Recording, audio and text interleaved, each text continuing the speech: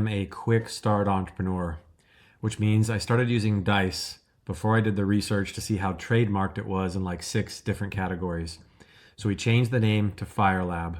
So anytime we're using Dice today, it's no longer Dice, it's now FIRELAB. Sorry for any confusion, and I look forward to sharing these methods with you. So we did the DICE framework with Michael. Michael, thank you for coming back. Super excited to be here. Yes, your commitment to greatness is astounding. And so we did the Discover. Since you just watched the video, you're watching the video now, we're just editing this in. It's been a week since we chatted. And what we did is we did Discover. We did the before, during, and after landscape. Then we did the pain flows to dream flows, following up with customers after they've bought. What's interesting is we've actually probably done some research between now and then we could actually even talk about, which is kind of cool. It's kind of like a follow-up call, but also fixing. The thing I made a mistake on is in the create phase of DICE. Creation is all based around one question and we never asked it to you. Oh, okay. And the question is, so let's just revisit where we were at. Currently, the pain flow is you have no follow-up, right? And then the dream flow was maybe like a FaceTime to develop a relationship, to build trust and expectations and accountability, to educate on value, to build in the habit for your product with proper usage. Mm-hmm. We said the value was, say, if you have 200 customers, 100 leave, but if we could do proper follow-up and aim for maybe 25 more staying, that would be $50,000 a year for every 200 customers that stay. Is that right? Yeah. Okay. So we need to actually flush out the product, and we're going to flush out the product by asking a question. So what's the least this product could do and still deliver value for this dream flow of follow-up? Let's build that. I would say the number one barrier to change for anybody is, or like accepting help, is trust, right? And that is a pure connection relationship thing. And right now we're just a company, we're a website, and then they get a product. And so that's like the first touch point. It's like, okay, this is a real thing. It showed up, but it's like a bunch of powders and stuff. And so they don't know. It's 100% like faith on their part. This guy on a screen that they don't know is a real person. So I think the more that I can connect human to human on somebody and show them that there's reason for trust, that I think will make it easier for people to follow through and believe. So that's the point of the follow-up, is not to sell them on buying more things, is to sell them on the idea that you're about to make a decision in your life.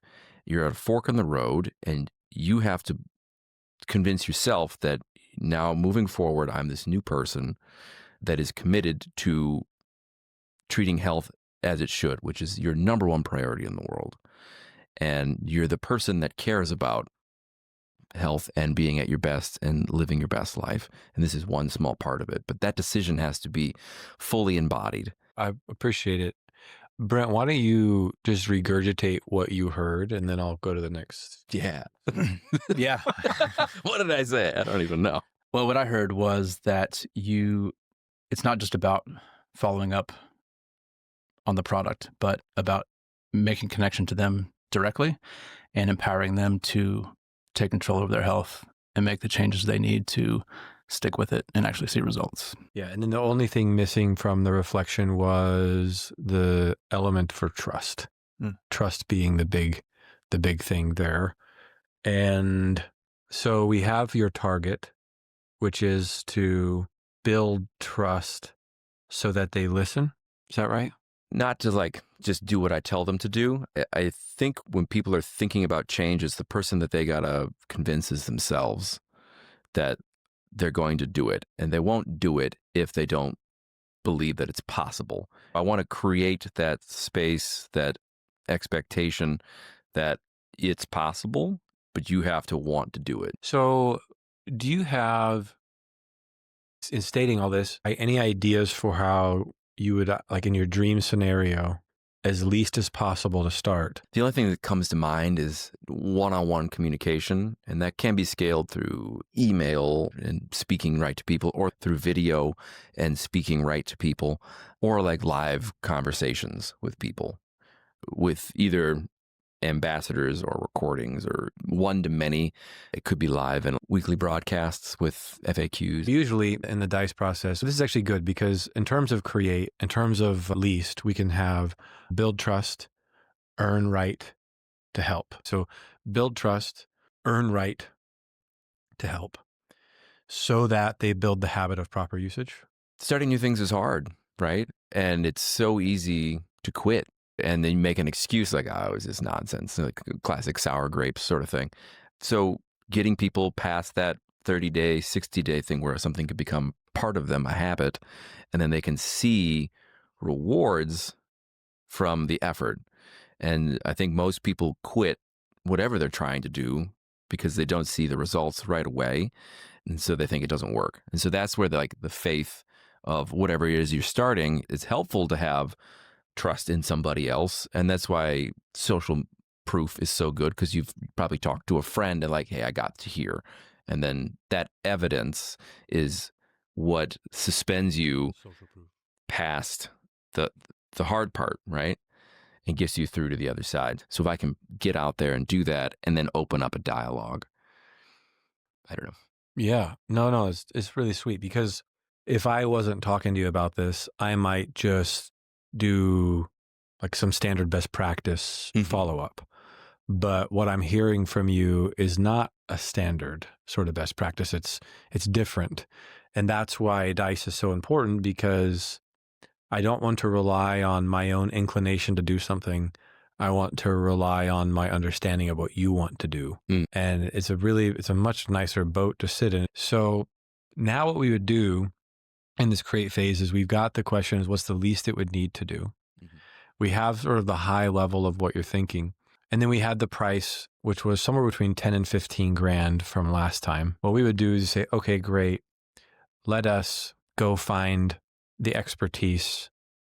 And we would go and research and find out like follow-up experts. We go to Google or look at people on Amazon who've written books on it, or talk to ChatGPT and see if it seems good, or just go in the e-com space. And we would go and either become the experts ourselves, which I don't usually recommend, and find an expert to do this. Since I don't have expertise in e-commerce follow-up, but I have a lot of experience with follow-up to build transformation. So I could actually provide some suggestions and I'll have you pick. I think what we should do is we should build you an AI agent. Okay. And that AI agent is going to be Bob. And in that, we're going to program this agent to be a customer hero. And so from the second somebody buys, Bob is now engaged with them, whether it's email or text based on what they give permission. And the first thing it's going to do is say, what prompted the purchase today? Overweight, lose weight, longevity, youthful appearance.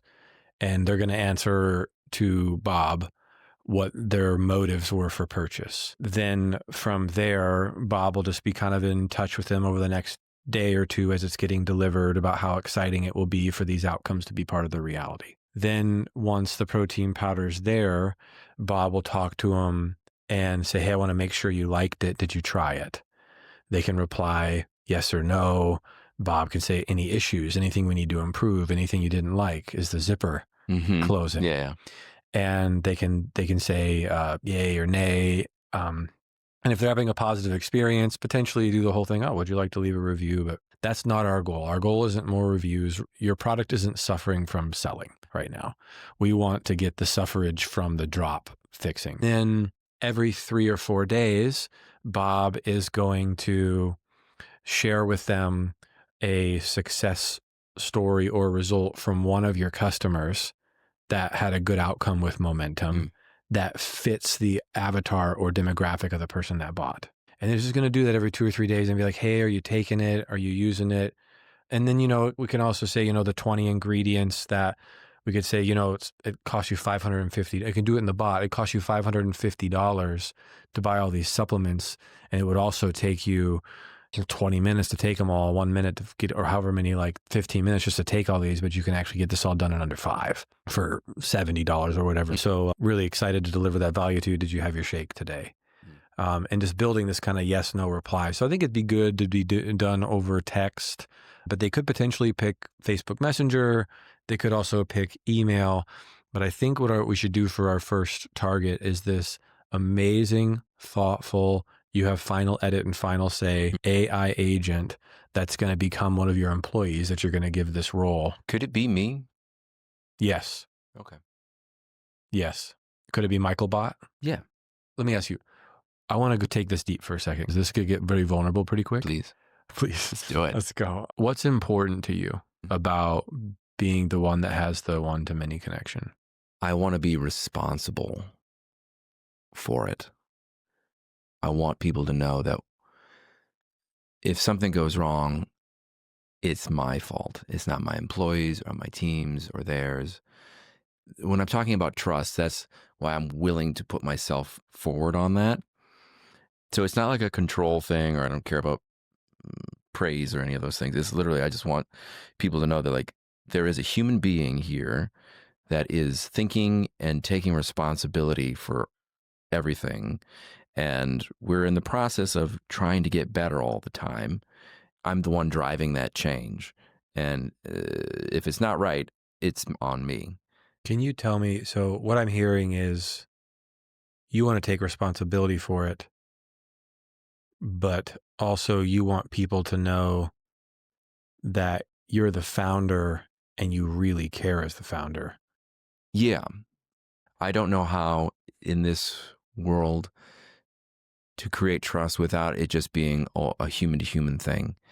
And it's not just that I care, like my hope is that I can communicate that there is values and a goal and standards that someone is enforcing that isn't directly just profit motive. So like when we talk about like AI agents, people think they can just be computers, right? And when we think of consciousness and that gap, the more closer you get to human, the more consciousness that you have. So I want people to know that there's purpose behind everything. And I don't know how to do that without putting a face on it. If it's got to be somebody, it can be me. So if this all happens, it's your face, people know there's purpose behind it, you're the one taking responsibility for it. Mm-hmm. If that all happens, what's important to you about all that happening? I think it kind of just goes back to what we were saying in the beginning. I think trust is a scarce resource right now. Without it, I don't think people will really do what is required to take care of themselves or make the change or make the leap or whatever it is. And I don't think you can have trust if incentives aren't aligned. The reason I'm willing to do that because it makes me vulnerable, like it's a risk to do that. And that means I have skin in the game and I can't just, be a faceless entity that could just go bankrupt if somebody got hurt. In your dream scenario, in your tens of thousands of customers, Mm-hmm. would you ideally have tens and tens and thousands of versions of you that were like in each of their homes, respectfully, like you're like in their homes, like, hey, you're awesome. You can do this. You can change. Let's help you live your best life. Okay. Thank you for telling me this. I'm going to like, would that be in your, to be able to be the voice inside their head? That's like the kind, authoritative, but understanding. I think that's less important to me that I be the one to instigate the change. Yeah, like that feels like an egoic pursuit. For me, I just want them to know that I understand that they're taking a risk, right? And I want to also take a risk and show that if you don't succeed, it makes me look bad, right? So like my interest is aligned with you and your long-term goal. So that's why the name and face and all that stuff is there, because it's very public, right? So if something isn't up to the standard, I'm not doing what I am saying I'm going to do, it's going to cost, nothing is more important to me than my reputation and my own personal journey, right? So that's what I feel like I'm risking. And so it's a symbol to me that we're doing what we're saying we're doing. Which is?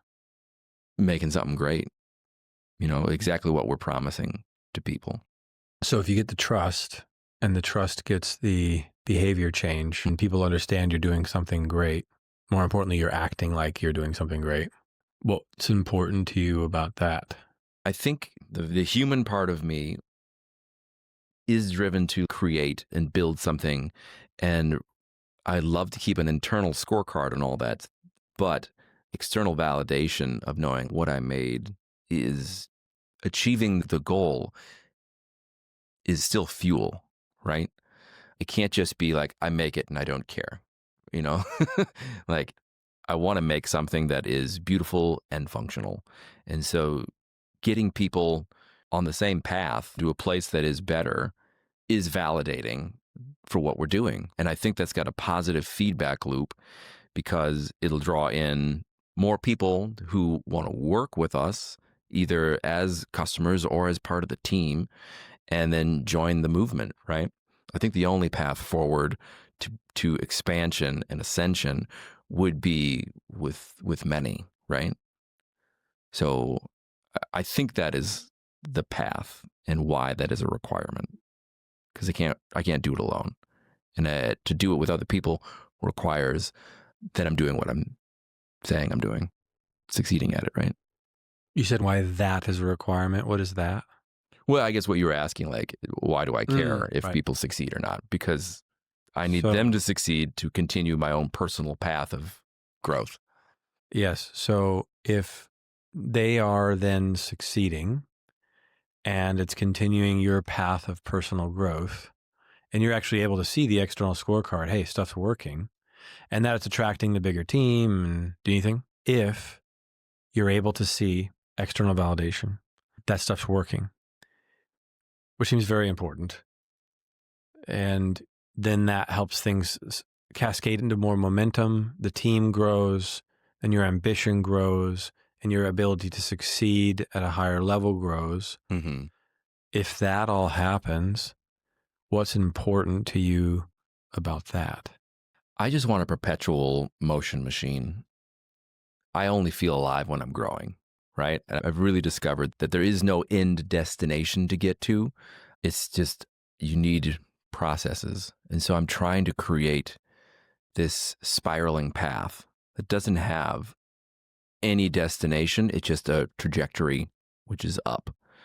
And this ascension path, by walking it, requires, and I don't know what it requires yet, but I just know it requires growth. And through growth, I feel here, I feel present, I feel alive. And I feel like that is the compass, this feeling of aliveness, not happiness, not fulfillment or any of those things, just aliveness, a desire to wake up and be inspired to do the thing I'm created to do, whatever that is at that moment.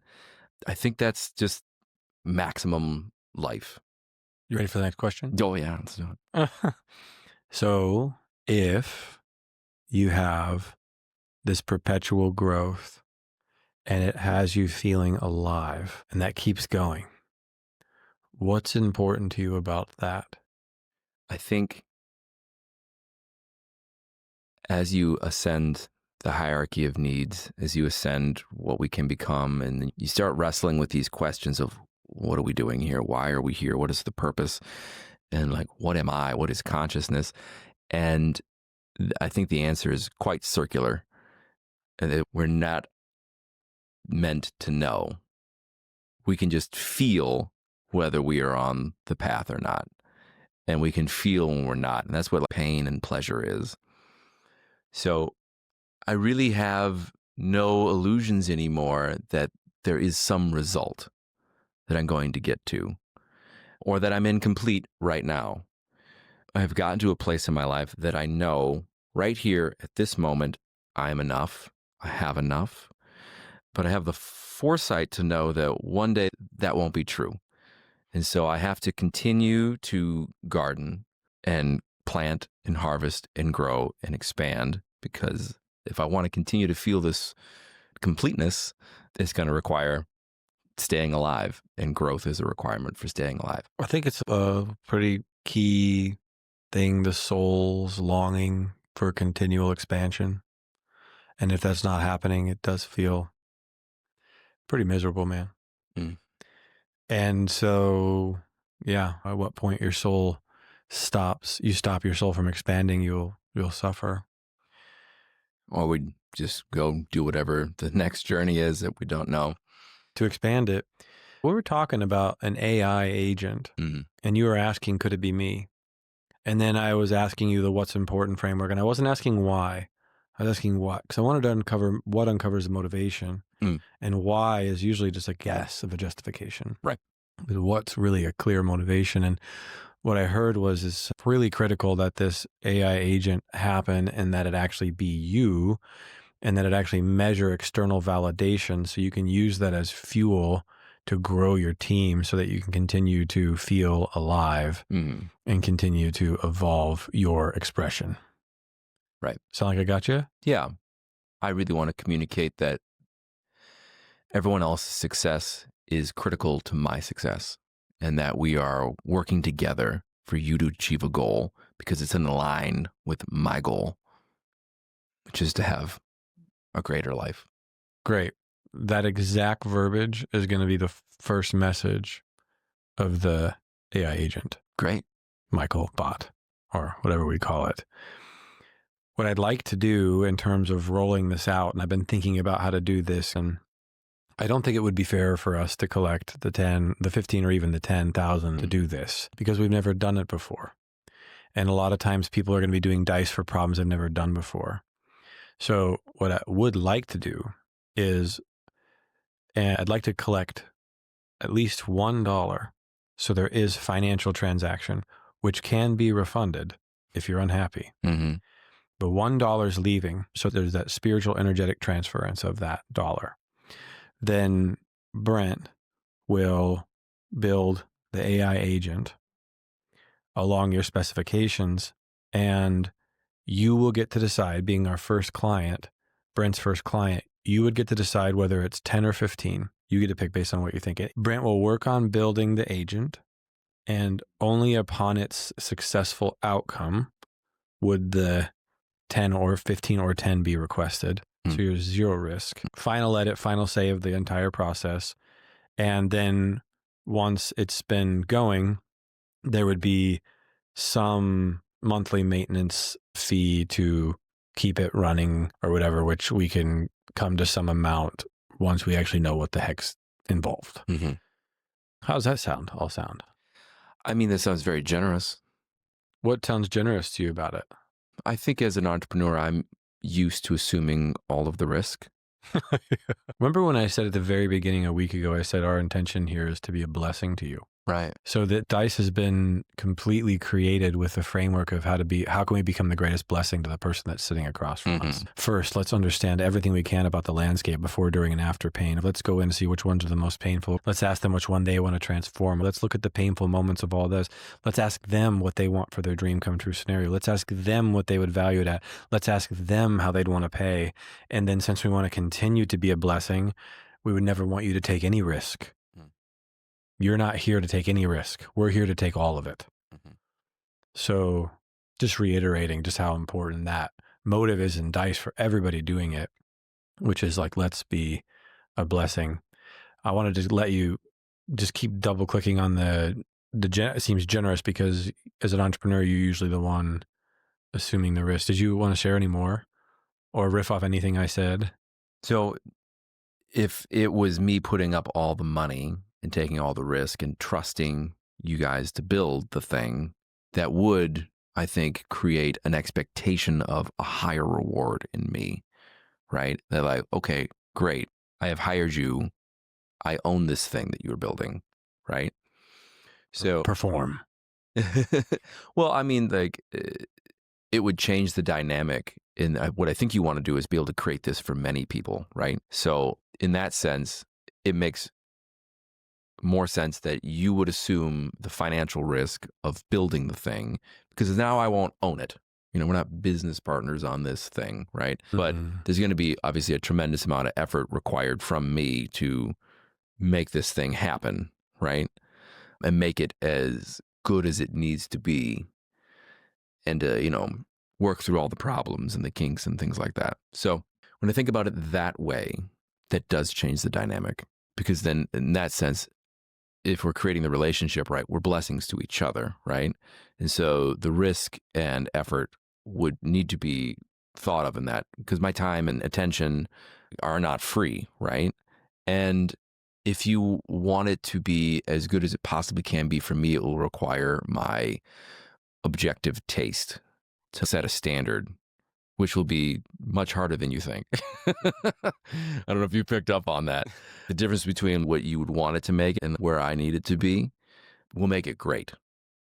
So that would be the thing that I would require, like understanding like this is going to be harder than you think it will to meet my standard. But through that process, you'll make something very valuable that I think a lot of other entrepreneurs wouldn't get you there.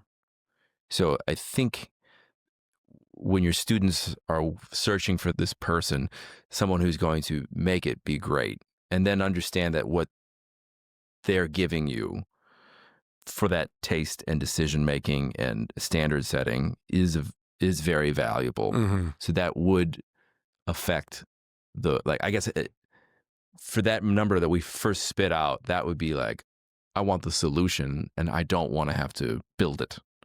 Right. But if you're asking me to like step up and co-create this with you, it's a very different story in my mind. Right. Mm-hmm. To make it not a burden or to make it feel fair. Right. I guess this is how much are you asking me to commit and invest my own way more valuable than the money, my time and insight, right? Does that make sense? Absolutely. What an amazing share too. The difference in the dynamics of, I think it's really good to co-create, go the extra mile. The standards got to be higher. Did anything he said scare you away from doing it? Not at all. Yeah. Again, returning to wanting to be a blessing, and thank you for wanting to be a blessing to us. What would be a time amount that you would feel like good contributing? Yeah, I mean, everything is an exchange of energy, right? And money is just bottled energy. So I think you'd have to think of it in terms like that. We don't really know how long this would take to build, right? And so that's probably like an expectation and a discussion like, oh, maybe this is 50 hours of your back and forth and your feedback and trying things out and risking your customers and the things that you really, like this isn't going to work in the beginning, right? It's going to have negative impacts on my business for a while. And we don't know how valuable it would be in the end too. Maybe it's like much bigger than we think too. How would an hour a week tops be? That would be fine. I don't think we need any more, because if we doing the work and we're presenting, we get the questions are fine. You just chime in, maybe an email here and there. But I think an hour a week is fine. Sure. I also think it's really important that these dice sessions do tend to go really well when you're talking to people that are at a certain level of excellence. Like my top product of all time is paperlesspipeline.com. And I found that with dice, and it's taken care of me for my entire life. Nice. And I didn't build it. I didn't come up with the idea. I didn't use my money to build it. I used the money from businesses. It was amazing. And the guy that was the visionary of the idea was one of the top 10 players in the industry. And so I think and you can do it with everybody. There's a certain quality to working with stars, such as yourself. Oh, shucks. Well, it's very true. I mean, you're in a very top echelon. Couple things that was really exciting during the What's Important to You. I was starting to get feature ideas. I don't know if you were. There, like when you mentioned about the external validation, I was like, oh, dude, I think we can adapt this AI agent to, on a wide swath, go through all of your customers and actually try and get estimated usage data. Like, hey, just text me every time you do it. Did you take a thing today? Or maybe it's once a month. Did you take it every day this month? Or like some elegant way where then you can log in and see your hundreds of thousands of users and how many drinks have been taken. We could actually estimate that. And I don't think and right now there's just a guess. So even if this is a guess, but it's even a somewhat reliable guess, that's very exciting. Like how many drinks are taken a day of this thing? And then the other idea was we can API this AI agent into like a customized design postcard process where it's like 75 cents a postcard, where it's like once a week. It's like to this person that has already bought momentum, that's like, yo, like this person's been drinking momentum just like you, and here's what happened to them. And we can have the AI agent test against those versus not doing the postcards and see how that impacts churn. I love the idea of sharing stories because Yes. I think those are really motivating because it's so easy for people to become the I in those stories. That's what we do. Stories. Yeah, I really like that idea. For feedback, Yeah. I don't care how many shakes we've sold. What I really want to know is how are we getting people from the person they are right now to the place that they could be, that delta. And some of this stuff is so nebulous that I think change happens slow and they are unaware of where they started. And so I really want to help capture and, like in a picture, like through some questions like, well, how are you feeling today? Or like, how would you rate your energy levels or your skin or your weight, the way you feel about life and age, and then track that and follow up with them at 3 months and just show them the progress. Like you feel self-reportedly better. And we've inspired you to pay attention to what matters in measurements. And the more you pay attention to the right measurements, the more you're going to follow through on behavior changes. So I think that's part of the thing too, is asking the right questions. So like what you're creating with Dice is an entrepreneur to self-select what to focus on and what problems to solve. And then you create metrics around that process. If I can do that with people, like a series of questions to get people to focus on what really matters on this path, and then how to measure that. And then we can show them like, look how far you've come and look how much farther all these other people have. So you have a trajectory, a growth rate, right? And I find that very inspiring myself, but sharing stories and helping people create their own version of who they're stepping into. Is where they've come, right? Like a story is a path that other people have taken. And so we want to document and create other people's stories so they know how far they've come themselves. So, momentum isn't a protein shake, it's a new life. The whole concept with the name momentum is that there is not a destination. It's like this feeling that you're moving forward and you're progressing. And I think that's you riding a wave, right? So what's really nice is there's been so many like bangers of what you've said, and the AI agent is sending things out and there's like a little video message. We can literally just clip what you just said and some other things you just said as first messages for people to experience after they've bought. Because when I bought Momentum, I didn't know any of this. And I'd known this, I would have placed it on like a coveted shelf in my kitchen. I'd have been like, dude, that Michael guy, he actually loves me. And I feel that every time I take this shake. Good. He cares, yeah. And so now I'm going to, I'm like, and now by the way, my word of mouth, I'm like, you guys got to, like, my word of mouth is going up. I think this is going to be nuts. And if it's not, we tried. I wonder if we could attach like voice notes with the ability for people to have feedback, or, like to have it be a dialogue. And like, I can't respond to everybody, but like they can get a voice note from me or a video from me in their phone and then respond back with their questions or concerns. And then the AI can act as me. Absolutely. And also just give you a dashboard of like a summary of what the customers are replying with. Mm-hmm. Would that be useful? Yeah. Yeah. Follow up with like these questions and things like that. This is a dream product. The main thing I'm hearing is that empowering people to really step into a new identity of themselves. And how do we do that in a way that feels extremely personable and makes sense for everybody, Change is extremely hard. It's a very meaningful project. This would be a very meaningful project. And an AI agent that gives any entrepreneur visibility on post-purchase like this is a dream product. So in terms of actually, I wasn't planning on doing Dice sessions to actually follow an idea. I was just like, here's how we find one. But this one feels hard not to do. Do you have any, like, what's your 1 to 10, truly, honestly, like, don't be influenced by anything other than your heart. What's your 1 to 10 on experimenting with executing this with Michael? 8. Is 8 enough to do it? 8's definitely enough to do it. Okay. Is there anything that would make it a 10? Not that I can think of at the moment. Is the 2 missing because it's not quite on like what you would call your soul's path or something like that? It's pretty close though. Is it? To my soul's path. The core of it helping people create lasting change in their lives and transform, especially in the health field. There's nothing more aligned than that for me. So So what's the missing two? I'm not sure. That's just the number that came up. Is it a 9 now? I'm just kidding. Do you have anything, Michael? So I think what you're doing for him right there is the essence of all change, right? So the purpose of the path is for people to identify, what is my resistance to this? I don't believe we could do it. I don't trust myself or this other person, or maybe I don't feel worthy.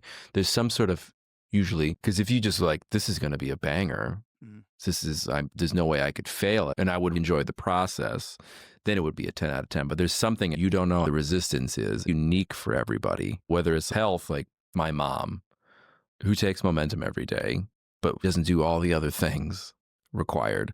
Why? She just does not believe that she actually has the agency or that she could achieve those goals. Talk to anybody that wants to lose weight. Like, yeah, I think other people could do it. Or if you never want to eat again and you work out all the time, that's just not me. And so they create these beliefs, barriers that are insurmountable, and don't know that's just fear of failure. They create this mountain, but the idea would be to create a believable path through it. If you can figure out what is holding him back from wanting to commit, that would be an amazing process. And that's kind of what sales is, right? So like a really good salesperson is asking the right questions. Like, what are you afraid of? You know, like you don't use that word because it creates fear, but like, well, yeah, I think you did a good job. The process to identify the resistance, name the resistance, and be in a relationship with it and shift it. Right. Because if he doesn't know what it is and you don't know what it is, then you can't solve the problem. The first step of the process is identifying, because usually the problems are very solvable, but you can't solve it if you don't know what it is. Hearing Michael share, do you have a sense of whatever it is? I'm sure that people listening probably have a strong connection to it. Is it in the category of the product seems difficult to build, and so that's overwhelming me? Or is it in the category of something else? I think for me, it's just the unknown of not having it all figured out yet. The whole time that we've been talking, I said, okay, I know exactly how to do this and the steps to take and how it's all going to go. I would have answered 10. But I think it's just the unknown. Not that I'm not willing to take that step. Like I said, 8 is definitely like a yes, I want to do it. I think that's where that gap is, at least what I'm aware of at the moment. Well, amazing. Is the desire to know that you're prepared? Is it to avoid a failure or humiliation or a reminder why something doesn't work? If you ask a kid to build a sandcastle and they've never done it before, they're like a 10. Oh my God. You know, they're excited. They're just going to build it. They're not thinking about whether it falls down, because they have no stories about themselves if it doesn't go wrong. Yeah. Tell me, are we even through anything that's hitting anything? A kid building the sandcastle, they don't have their identity wrapped up into it. They don't have any fear of letting people down, which is part of fear of failure. On the surface, I would never say that I don't feel like I'm afraid of failing, because I know that's where learning happens. But for me, I think it's more like letting people down, you know? In what way? If people are going to invest their time, resources, money, I want to be able to know for sure that that's going to come to fruition and not be a waste. Is there any emotion when you say it? Or is it just a clean statement? It's a little bit of fear, maybe. Okay. If you look at Michael and ask him, Michael, I'm worried that if this doesn't work, it could end up disappointing you. And that's a big concern of mine. If we both give our all and it doesn't work, but we gave our all, would that be an okay risk for you? Michael, if we give this a shot and it ends up not working out how we envisioned it, but we gave it our all, and you knew for a fact that I put 100% of my effort into it, how would that make you feel? Fine. That is my expectation for all new endeavors. Nothing worth doing isn't a giant risk, isn't beyond our current grasp. If you had answered 10 out of 10, I would have probably not wanted to do it, because that would indicate to me a complete naivety, an unwillingness to grapple with how difficult it will be, that it will require growth. It's a novel thing that we're trying to do. The odds of success are low, but that's where things are exciting. Everything that is treasure is in the unknown. And so we have to venture in that, and it's going to be a series of failures until it's not. And so if that's the expectation, that it's going to not work for a very long time, it may never work, but the process is going to create at least wisdom. And then the next iteration of the next path, that is useful. All paths are just to turn the unknown into the known. I am unbound by the result of things. So either way, this will be a success to me, because this is an idea, right? And maybe it turns out great and everything functions, but it doesn't actually increase customer success, right? Okay, well, now we know. And now my attention can go somewhere else. So yeah, just that you're going to play at the level that I'm going to play at, that you're going to have the confidence that you can go learn and do the thing and not be intimidated by the problem. That's enough. I've created many companies and almost all of them fail. You have to be okay with that result to make any progress. I'm happy to walk on that path with you and make something worthwhile. It could be helping worthy people make real impacts on other people's lives. That's the goal. So yeah, I feel fine. Helping worthy people make real impact on people's lives. How's the fear of disappointing? Went away. What had it go away? Probably just being honest and saying it out loud. And also your reflections, of course. But Yeah, he's like, I would be very disappointed. What are you feeling? I think that the fear would have gone away, because a lot of times that fear and anxiety is just the bubbling up of things that are not expressed. We repress, so much of our behavior is just repressed emotion, our subconscious trying to communicate through emotions. And we do all these behaviors to soothe or diminish those things so we don't have to feel them. And that can be that those are usually just coming out in addictions or avoidance, right?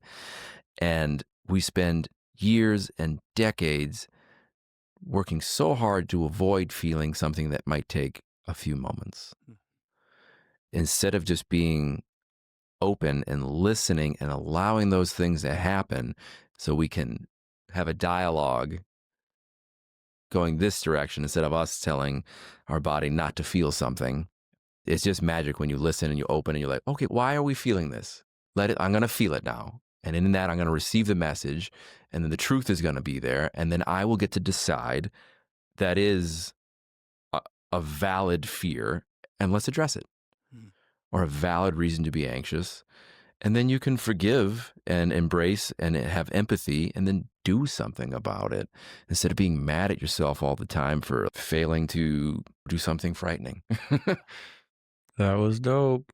The final thought I have, and then I can give you guys final thoughts, is beginners at entrepreneurship that never do it. And there's this derogatory term they call it entrepreneur. And I hate the term because it's got shame and like non-belongingness. And it's just like, there's no love in that word. You know, I don't think people in that category of wanting to start something but have never started it realize just how insecure you and I are when we start something. Like ravenously insecure. Like, I'm a building falling over. How am I standing up insecure? Like I'm barely breathing. My fight or flight response is on nonstop. I'm waiting for the lion to come around the corner. I'm waiting for someone to call me a fraud. I'm waiting for someone to be like, dude, what are you doing here trying to be great? I'm waiting for someone to say like, you don't deserve to express yourself this way. I can feel it all coming through my heart, and all that's there. And I just ignore it long enough until the miracle moment happens. And the miracle moment for any entrepreneur is when we get that first customer who believes in us. And I would be nothing without the first customer of one of my products named Rob Spearman, or the first customer of one of my other products named Wally Wilson, or the first customer of one of my other products, Rob Campbell, or the first customer of one of my other products, Sam. The breakthrough moment for me in entrepreneurship that finally made me feel like I belonged was when I held my breath in outer space long enough for someone to say, I see you, kid. I believe in you. Now go solve my problem. I forgot how important my first customer was. You never forget. Never forget them. I'd love to hear your story. Brent has a first customer who believes in him or believes enough to give it a shot. That magical moment when it's like, God, just give me a chance to exist in entrepreneurship. I couldn't get a job anywhere, man. I couldn't get anything to work. I was rejected from every group I was ever in that I wanted to be in. They're like, get out of here, kid. All the women I really wanted to talk to me just had their head turned somewhere. I was like, God, just turn my way, please, for a second. See how nice I am. See how cool I am. Nothing ever happened. So I didn't go to entrepreneurship as a successful human. I went into entrepreneurship broken, defeated, as a last result, fired from my last job. I wanted to do music, then I wanted to be an employee, and then I got fired as an employee, and I didn't want that. I was like, dude, I have one shot left at a good life, and it's entrepreneurship. And by God, I hope it works, because if it doesn't, it's not going to be a good road for me. So that's how I went into entrepreneurship, and nothing happened for me until I got that first customer that said, I believe in you, kid. It's sacred in a sense, because you're like, I don't even believe in me. I can't believe that. And you just treat that person with reverence. But yeah, entrepreneurship is not necessarily the beginning of striving to be great, striving to be anything, to survive. I was at that place. I think a lot of us started there. I was unemployable. Everywhere I went, I was like, I don't fit here. I just didn't know what else to do besides go and chart my own course. It was, like you said, the only path left is for me to go build something on my own. I did it with a business partner. We did it together just because there was nothing else to do. There was no like, here's my identity and my purpose and my path and my status. You know, I'm a doctor, I'm a lawyer, I'm going to go work for this company. Like this, I could never do those things. Like I was not accepted in those places. So for me to really pursue my full potential was, I'm going to go forge my own path. Once someone believes in you and you fulfill that, it's the most empowering thing, because you realize that you have unlimited potential and you can do that over and over again. And that is like this true sense of freedom. It's not the profit. It's not the status. It's like, I have now forged this skill that I will never be without a path again. I will always be able to find my way. That is what the true freedom feeling is. Like, you're moving forward on the path, running into new problems where you're like, you don't feel equipped, but you got this path behind you, this story that you can always feel and savor and reflect and draw strength from. I have overcome what I thought was impossible before, and I will do it again.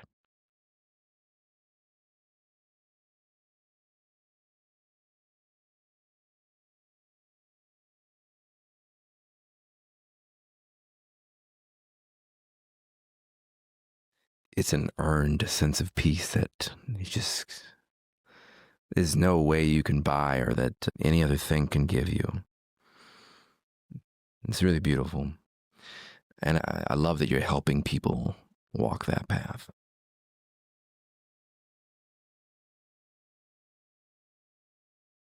I think it's maybe the greatest gift you can give people, helping them move to the true potential they can become. I didn't anticipate. I was just coming in to ask you, what's the least you need to deliver the most value? But it's always magic with you, Michael. It really is, because the way that you think about life just forces magic out of my bones. Watching Brent get vulnerable with you and ask that question, you know, and, you know, watching Brent gulp a lot, and I'm like, oh man, he's at his edge. Were you at your edge? Yeah. So I was like, dude, he's here. He's in it. You drove here for this, you know, I need to hear it too. You were like, man, F this job I have. You got here at 2. Thank you for making it here. Your future self thanks you a million times. I just want to say a supposed final thought. I had the hardest time feeling valued growing up. There were people that valued me, but it wasn't like the coolest, highest status, highest respected people. I could never seem to work that out, to have that value happen, pick on you or bully you or whatever. I grew up in an environment that wasn't love. So I formed my identity around beliefs that wasn't love. If I was in that environment that was love, it would have never been a thought. Value was just inherent. However, I couldn't ever find myself feeling valued by the people I really wanted it from. I got it from my parents, but who wants to be valued from their parents? You know, that's free. I'm very privileged with that regard. My mother told me that she thought I'd be a millionaire when I was 26. When I was 22, I had amazing parents. I hate to take that for granted like I just did. So people that don't have parents out there that do that, I'm so sorry. What I want to say is when I had that first customer say, yeah, I'll give you a shot, kid, I about fell out of my chair because I was thinking, you value me? That's impossible. There is no chance that you actually, no way. And I'd be like, I'm sorry, can you repeat that? Yeah, I'd like to give it a shot. I was like, that's impossible. That's not a possibility in my mind that I could be valued. But it did, and it happened. And then it happened thousands of more times because I took the risk and held my breath and floated in outer space. And one of my 30th or so customers was a guy named Gilbert Quinones. He lives here in Austin, actually. And he signed up at full price and at a little $500 setup fee and $100 a month software tool. And when he signed up and found another product, he's like, I want to buy that too. And then he signed up for that right there, all on the phone. I heard him typing in his credit card. I see the credit card receipt come in. Then he buys the other product. I see the credit card receipt come in. And he was a referral from Wally Wilson, that other customer I mentioned earlier. And Gilbert comes in and that's it. And then we meet up like a decade later. And Gilbert says to me, you know, Dane, I never told you this, but you didn't hang up your phone after I signed up. Oh, I know exactly what you did. You just like scream for joy, right? Yes, Yeah. I did. I've done that. You've done that many times. I mean, because when you risk it all, you get to feel the high is unlike any high. When you put the risk on the line, you get to taste the greatest fruit. And emotional. It's not like I wasn't taking a giant financial risk. It was emotional risk. That was the real hard part. And he said, a decade ago, you signed up for the product. And I signed up for the product and you screamed like, woohoo! And that stuck with me a decade later. And I said, oh, really? Because my common convention is like, if a customer knew how happy you were signing up, maybe they would question if the product's that good. And no, it was horse manure. I was nervous. I said, what did you think when you saw that? He said, I thought I'm about to be taken better care of by someone than I ever have in my entire life. I felt like I mattered that much to you. And I was like, man, how much my early customers mattered to me. I would think about them all the time. I still don't know their names. I called Wally Wilson over a decade later just to thank him. I was like, hey, Wally, you haven't paid me in 10 years, but I thought of you. You were one of the biggest reasons I believed in myself. I can't thank you enough. And he's like, Dane, it's so good to hear from you. I remember you quite well, that young kid full of spirit and energy. He said, you know, I just got a pacemaker put in and I've been questioning a lot of decisions in my life and wondering, you know, what I did. And you calling to thank me is a very comforting sign based on what I'm reflecting on right now. You just love your customers, man. I love them to death. How are you doing? Do you need anything? What do you think of this email I'm going to send out? This feature, I was thinking about building it. Do you actually want it? I'm not trying to impress my customers. I'm trying to love them. It's like, hey, I'm thinking about doing this. Would you find it useful? Oh my God, yes. Isn't it amazing? Same product, same feature. You could say, hey, what do you think of this? Do you find it useful? One's love, one's ego. And the love one, love just wins all the time in business. It's so absent, and impressing people never worked for me in business very long. Do you connect with any of this, Michael? Yeah, man. I've been thinking about it a lot, actually. recently as I'm trying to make this gear shift in my own motivation.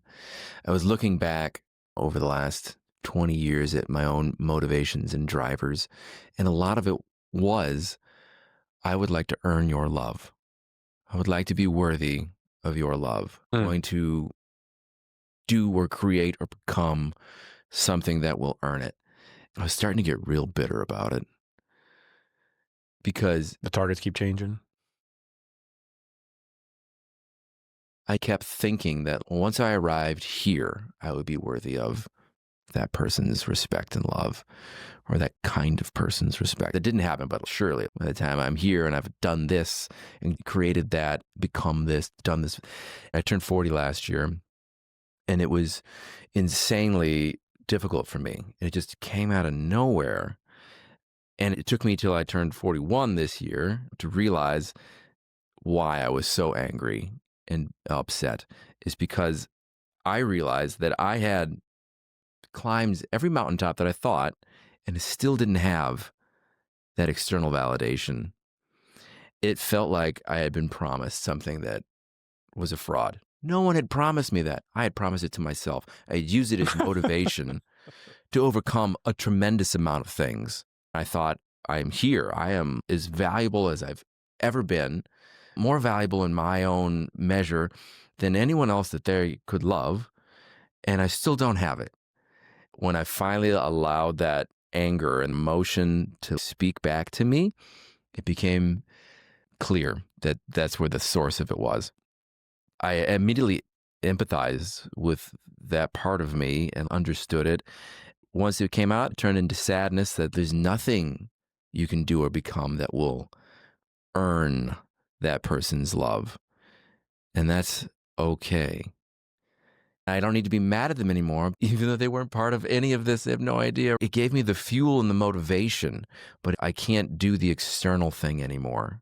I am trying to earn the respect and love of my future self.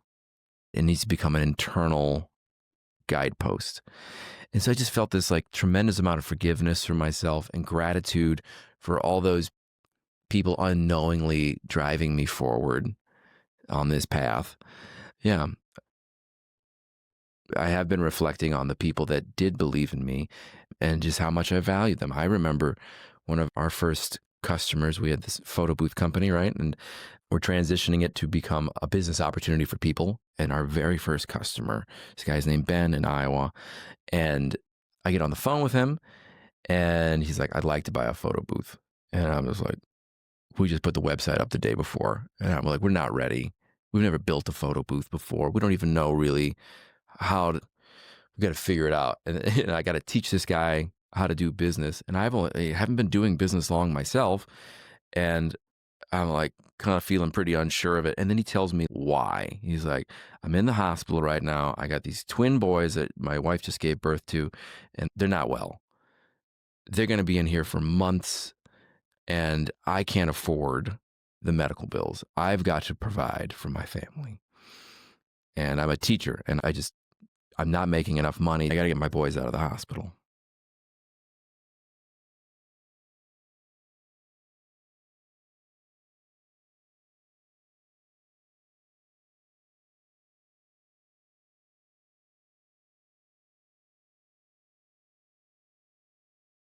I'm so grateful he was my first person. I knew I could not fail. Did you ask him why? I asked him, like, why do you want to start a photo booth company? Wow. I was not expecting that. And it makes it so human. Like, why we do anything is for the people we love. And so with that heart, I was like, I'm going to grow up real fast and figure out how to deliver. It was really hard, like I got to stay one step ahead of this guy and solve all of these problems so I can make the way smooth for him, because that's what I promised to do. And we did it. And through that process, it made it possible for me to do that for 1,000 more people. And I don't think without him being the first and the hardest that I could have delivered as well or as easily for everybody else. So I'm so grateful for Ben. Leaning into that as a source of inspiration and fuel. I can see that story, and it makes what I know will be difficult have purpose. I use these sorts of things as indicators, landmarks, compasses. I need to move towards this, even though I know it's difficult and I don't know if I'm capable of solving it. But if I can, it'll be very valuable to who I can become. Was that the tears of getting to feel the chance of getting to matter to something or someone? You're like, or what were the tears about? You know, I think everything comes down to that. And when you're starting out with nothing, you feel useless. It's that hold your breath in outer space stuff, you know? So it gives you purpose when someone needs you, especially as men. They're going to trust you with something real serious. Those were tears of gratitude, I guess. Now I think back at that thing I thought was insurmountable, and it seems so simple to me. I could solve all those problems. I'm going back in that place and remembering how overwhelmed I felt and terrified that I was going to let this guy down and myself down and just not be enough. Just knowing that story behind me is a series of overcoming fear and unlocking new potential. I'll never have to go down the mountain again and be without that story and the person I've become. It's just gratitude. I wouldn't be here without having had to overcome that challenge. I'm grateful for the opportunity. I'm so in love with life and the being that I am right now. And that was necessary. It's all because of him and everyone else. How did he find you? We did put the website up maybe 24 hours before that. And I think we'd run like one ad. Where'd you run the ad at? Google ads. And what did keyword? Photo booth for sale, probably. The guy thought of searching that. Yeah. Everything I've ever tried to do, I'm trying to get in the path of the river. I'm trying to capture demand, not create it. Creating demand is an impossible task. It's the pixie dust. It's like what true artists do is create demand. It's so much simpler to just stand in the river and receive everybody like, please solve my problem. Please solve my problem. We were positioning ourselves in a place where people already knew and wanted to start their very first business. This seemed like an achievable way to do it. Here happens to be waiting at the end of their search a solution that we've tried to design that solves all of those problems for them and premeditates their concerns and fears and creates a path forward that will hopefully allow them to succeed. It just so happened when Ben reached out, I didn't have all that solved yet because I hadn't worked with somebody else. Their fears and concerns were different than mine. I had to help him overcome all those things that he didn't know and was concerned about, and I had to understand him. Through that, I created the course that helped 1,000 more people start their own business with photo booths. Through starting photo booths, they went and started other companies. The ripple effect of that, pretty strong. Thank you. My pleasure. Brent, why don't you close us out as a starting entrepreneur? How was that for you to witness? There's no rush. Take your time. I'm just really grateful that you guys opened your heart to me, reflecting on your journey and where you've been. I feel like I'm at that spot right now where this is the only path, right? Hearing your story and your reflections really sets a vision for me in a deeper way. And I know that no matter what happens, I'll look back on this moment right now in this conversation, and it'll be a truly pivotal point in my life. I appreciate both of you for that.